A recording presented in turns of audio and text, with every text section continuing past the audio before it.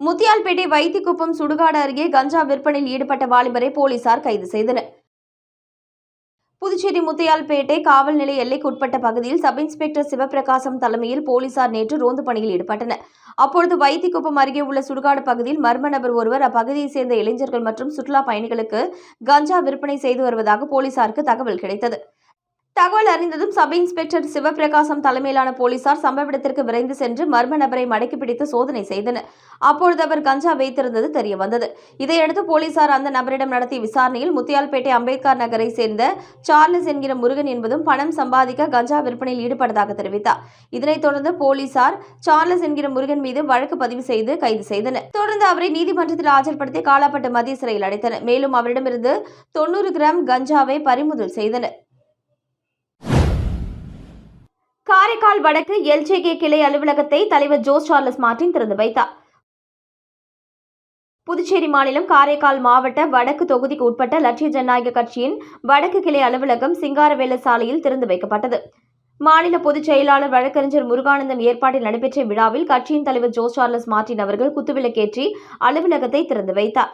இதனைத் தொடர்ந்து அவருக்கு மலர் மாலைகள் அணிவித்து பரிவட்டம் கட்டி சிறப்பான வரவேற்பு அளிக்கப்பட்டது. இந்நிகழ்ச்சியில் ஏராளமான மகளிர்கள் உற்சாகமாக பங்கேற்றது குறிப்பிடத்தக்கது. விழாவை தொடர்ந்து தலைவர் ஜோஸ் சார்லஸ் மார்ட்டின் அவர்கள் பொதுமக்களிடம் உரையாற்றினார். அப்பொழுது இலங்கை அரசால் சிறைப்பிடிக்கப்படும் தமிழகம் மற்றும் புதுச்சேரி மீனவர்களை மீட்பது தொடர்பாகவும் பறிமுதல் செய்யப்பட்ட விசைப்படகுகளை விடுவிப்பது தொடர்பாகவும் கட்சி சார்பில் தீவிர நடவடிக்கைகள் எடுத்து வருவதாக தெரிவித்தார்.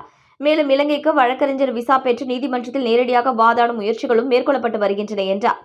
காரைக்காலில் கந்துவட்டி கொடுமையால் ஏழை மற்றும் நடுத்தர மக்கள் பெரிதும் பாதிக்கப்பட்டுள்ளதாகவும் கந்துவட்டியை முற்றிலும் தடுக்க உயர்நீதிமன்றத்தில் பொதுநல வழக்கு தொடரப்படும் என்றும் அவர் கூறினார்.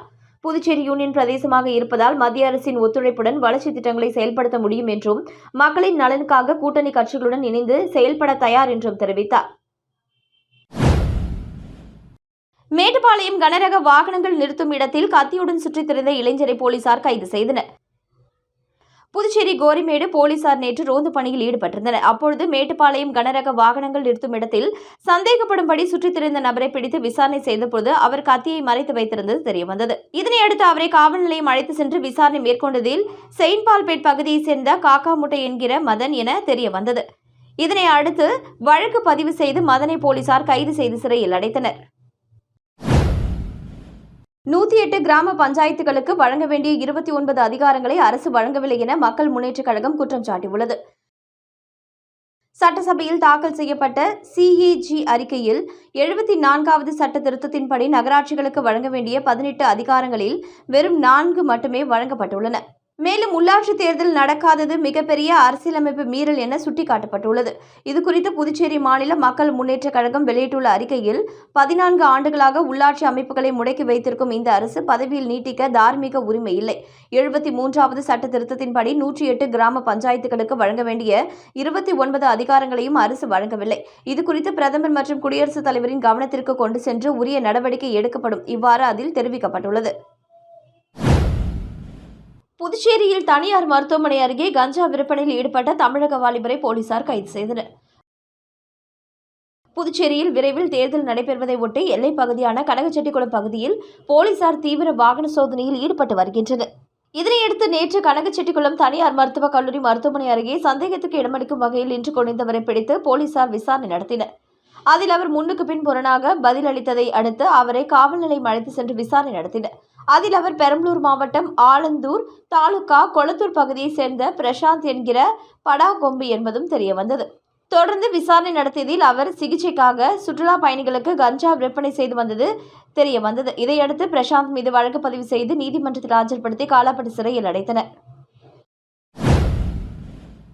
முத்தியால்பேட்டை ரங்கவிலாஸ் தோட்டம் பகுதியில் 14 லட்சம் ரூபாய் மதிப்பில் புதியதாக அமைக்கப்பட்ட சுத்திகரிப்பு குடிநீர் நிலையத்தை தொகுதியின் சட்டமன்ற உறுப்பினர் பிரகாஷ்குமார் பூஜை செய்து மக்கள் பயன்பாட்டிற்காக திறந்து வைத்தார். புதுச்சேரி அரசு பொதுப்பணித்துறை மூலம் முத்தியால்பேட்டை தொகுதிக்கு உட்பட்ட ரங்கவிலாஸ் தோட்டம் வடக்கு மண்டல மேல்நிலை நீர்த்தேக்க வளாகத்தில் 14 லட்சம் ரூபாய் மதிப்பில் புதியதாக சுத்திகரிப்பு குடிநீர் நிலையம் அமைக்கப்பட்ட அதன் திறப்பு விழா வெகு விமரிசையாக நடைபெற்றது.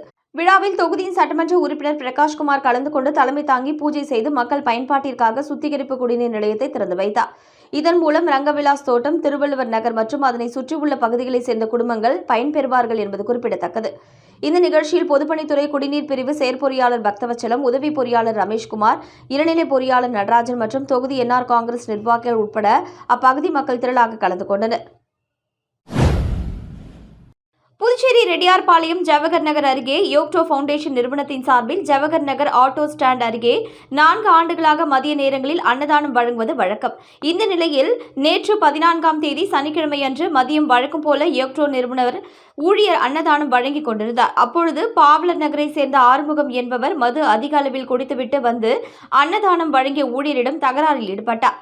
அப்பொழுது ஆபாச வார்த்தைகளில் ஆறுமுகம் பேசியதால் இருவருக்கும் இடையே வாய் தகராறு ஏற்பட்டது. இதனைத் தொடர்ந்து இருவரும் ஒருவரை ஒருவர் தாக்கிக் கொண்டனர். பிறகு அங்கிருந்து கலைந்து சென்றனர். இதனைத் தொடர்ந்து ஆறுமுகத்தின் மகன் மற்றும் நண்பர்கள் சிலர் யோக்டோ நிறுவனத்திற்கு அத்துமீறி நுழைந்து அங்கு பணியில் இருந்த ஊழியரை சரமாரியாக தாக்கும் காட்சிகள் வெளியாகி பெரும் பரபரப்பை ஏற்படுத்தியுள்ளது.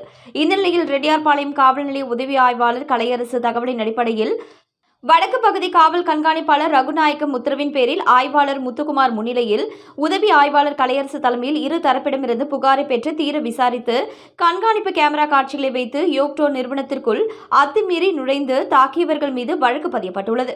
மேலும் பிரச்சனைகள் ஏற்பட்டால் காவல் நிலையத்தை அணுக வேண்டுமே தவிர சட்டத்தை தன் கையில் எடுத்துக்கொண்டு நிறுவனங்களுக்குள் அத்துமீறி நுழைந்து பணியில் இருக்கும் ஊழியரை தாக்கும் கண்காணிப்பு கேமரா காட்சிகள் வெளியாகி புதுச்சேரி மக்கள் மத்தியில் இது பெரும் பரபரப்பை ஏற்படுத்தியுள்ளது. புதுச்சேரி பொது ஊழியர்கள் கூட்டுறவு கடன் சங்கம் சார்பில் பொதுத் தேர்வில் சாதனை படைத்த சங்கத்தின் உறுப்பினர்களின் மாணவ மாணவிகளுக்கு சீனியர் எஸ்பி கலைவாணன், கூட்டுறவு சங்கங்களின் பதிவாளர் இளங்கோவன் ஆகியோர் பரிசுகளை வழங்கி பாராட்டினார்கள். புதுச்சேரி பொது ஊழியர்கள் கூட்டுறவு கடன் சங்கம் சார்பில் 10 மற்றும் 12ஆம் வகுப்பு பொதுத் தேர்வில் வெற்றி பெற்ற சங்க உறுப்பினர்களின் மாணவ மாணவிகளுக்கு பரிசளிப்பு விழா லெனின் வீதியில் உள்ள கீர்த்தி மகாலில் நடைபெற்றது. சங்கத்தின் தலைவர் பிரபாகரன் தலைமையில் நடைபெற்ற விழாவில் 12 இயக்குநர்கள் மற்றும் நிர்வாகிகள் முன்னிலை வகித்தனர். விழாவில் சிறப்பு விருந்தினராக சீனியர் எஸ்பி கலைவாணன், கூட்டுறவு சங்கங்களின் பதிவாளர் இளங்கோவன் ஆகியோர் சிறப்பு விருந்தினர்களாக கலந்து கொண்டு பொதுத் தேர்வில் வெற்றி பெற்ற 270 மாணவ மாணவிகளுக்கு சான்றிதழ் மற்றும் ஊக்கத்தொகை வழங்கி பாராட்டினார்கள். இந்த நிகழ்ச்சியில் புதுச்சேரி பொது ஊழியர்கள் கூட்டுறவு கடன் சங்கத்தின் நிர்வாகிகள், உறுப்பினர்கள், பெற்றோர்கள் உட்பட பலர் கலந்து கொண்டனர். Rotary club of Puducherry legacy சார்பில் குருமாம்பேட் சமுதாய நலக்கூடத்தில் நடைபெற்ற இலவச மருத்துவ முகாமில் 500க்கும் மேற்பட்ட பொதுமக்கள் கலந்து கொண்டு பயன்பெற்றனர். Rotary club of Puducherry legacy மற்றும் குருமாம்பேட் அடுக்குமாடி குடியிருப்பு நலசங்கத்தின் சார்பில் இலவச மருத்துவ முகாம் குருமாம்பட்டு சமுதாய நலக்கூடத்தில் இன்று நடைபெற்றது. ரோட்டரி சங்க தலைவர் சரவணன் தலைமையில் நிர்வாகிகள் கந்தன், பழனி, செல்வநாதன் ஆகியோர் கலந்து கொண்டு மருத்துவ முகாமினை தொடங்கி வைத்தனர். தமிழ்நாடு அரசு மாவட்ட தொற்றுநோய் நிபுணர் டாக்டர் விஷ்ணுகுமாரன் தலைமையிலான குழுவினர் இரத்த அழுத்தம், புற்றுநோய் பரிசோதனை, மார்பக பரிசோதனை உள்ளிட்ட பல்வேறு நோய்களுக்கு ஆலோசனைகள் வழங்கி சிகிச்சை அளித்தனர். இதில் சுற்றுவட்டார பகுதியைச் சேர்ந்த சுமார் 500க்கும் மேற்பட்ட பொதுமக்கள் கலந்து கொண்டு பயன்பெற்றனர். புதுச்சேரியில் மனிதநேய மக்கள் கட்சியின் எழுச்சி மாநாடு பிரம்மாண்டமாக நடைபெற்றது. மனிதநேய மக்கள் கட்சியின் சார்பில் மாநில உரிமைகளையும் சிறுபான்மையினரின் கோரிக்கைகளையும் வலியுறுத்தி எழுச்சி மாநாடு தட்டாஞ்சாவடி கமிட்டி மைதானத்தில் மிக பிரம்மாண்டமாக நடைபெற்றது. இந்த மாநாட்டில் உள்ளாட்சி முதல் நாடாளுமன்றம் வரை இஸ்லாமியர்களுக்கு உரிய அரசியல் பிரதிநிதித்துவம் வழங்கப்பட வேண்டும், கல்வி மற்றும் வேலைவாய்ப்பில் இஸ்லாமியர்களுக்கான இடஒதுக்கீட்டை 2 விழுக்காடிலிருந்து 6 விழுக்காடாக உயர்த்த வேண்டும், வக்பு வாரியத்திற்கு தனி அமைச்சகம் அமைத்து உடனே தலைவரை நியமிக்க வேண்டும், புதுச்சேரிக்கு தனி மாநில அந்தஸ்து வழங்க வேண்டும் உள்ளிட்ட பல்வேறு முக்கிய தீர்மானங்கள் முன்வைக்கப்பட்டன. மாமக மாநில தலைவர் பேராசிரியர் எம்எல்ஏ ஜவாஹிருல்லா மற்றும் மாநில பொதுச் செயலாளர் எம்எல்ஏ அப்துல் சமது ஆகியோர் சிறப்புரையாற்றினர்.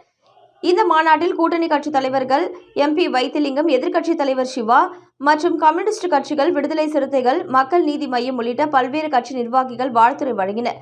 மாவட்ட தலைவர் சகாபுதீன் தலைமையில் நடைபெற்ற இந்த நிகழ்வில் ஆயிரக்கணக்கான தொண்டர்கள் மற்றும் பொதுமக்கள் கலந்து கொண்டனர். புதுச்சேரி மாநிலத்தின் உரிமைகளை மீட்டெடுக்கவும் சமூக நீதியை நிலைநாட்டவும் இந்த மாநாடு ஒரு முக்கிய மைல்கல்லாக அமைந்தது. கூனிமுடுக்கு பகுதியில் அமைந்துள்ள ஆதி கைலாசநாதர் தியான திருக்குடலில் சனி பிரதோஷ வழிபாடு நடைபெற்றது. புதுச்சேரி மாநிலம் கூனிமுடக்கிலிருந்து காட்டேரிக்குப்பம் செல்லும் பாதையில் தமிழக பகுதியான வழுதாவூர் சேரன் நகர் பகுதியில் எழுந்தருளியிருக்கும் ஆதி கைலாசநாத தியான திருக்குடலில் மாலை சனி பிரதோஷ வழிபாடு நடைபெற்றது.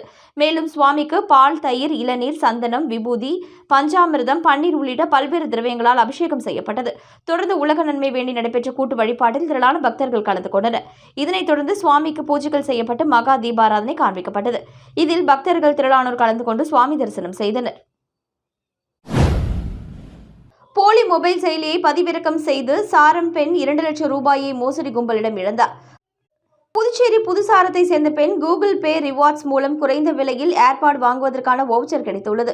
அதை கொண்டு ஏர்பாடுகளை வாங்க ஆன்லைனில் விண்ணப்பித்த பொழுது அப்பெண் தொடர்பு கொண்ட மர்ம நபர் மொபைல் செயலியை அனுப்புவதாகவும் அந்த செயலியை மொபைலில் பதிவிறக்கம் செய்து தனது வங்கியின் விவரங்களை பதிவு செய்யும்படி கூறியுள்ளார். இதை நம்பிய அப்பெண் தனது வங்கி கணக்கு விவரங்களை பதிவிட்ட சிறிது நேரத்தில் அவரது வங்கி கணக்கில் இருந்து 2,09,711 ரூபாயை மர்ம நபர்கள் எடுத்து ஏமாற்றியுள்ளனர்.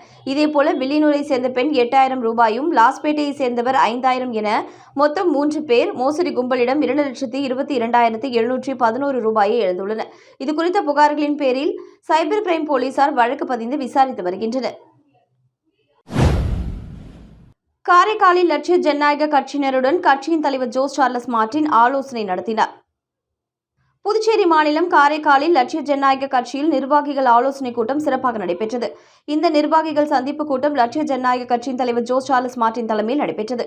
மகளிர் அணி மற்றும் நிர்வாகிகள் ஒவ்வொருவராக அறிமுகம் செய்து கொண்டு காரைக்கால் மாவட்டத்தில் நிலவும் பிரச்சினைகள் குறித்து தெரிவித்தனர்.